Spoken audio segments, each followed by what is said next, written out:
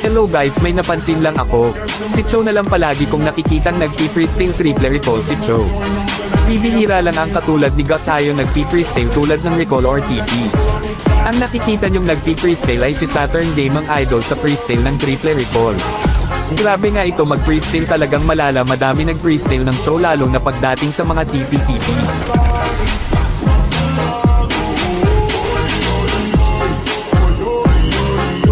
Katulad ni Super Idol Raicho.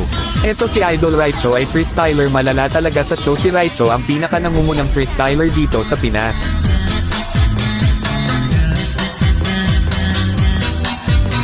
Kwatit si Gus Ion naman ang magpakilala na kaya din mag-freestyle katulad ng TP-TP recall. Kaya tinatawagan ko ang mga Gus Ion god dyan. Ako nga pala si WNCMC TikTok. Sa mga idol Gus Ion content creator dyan, tayo naman ang magpakilala na freestyle Gus Ion TP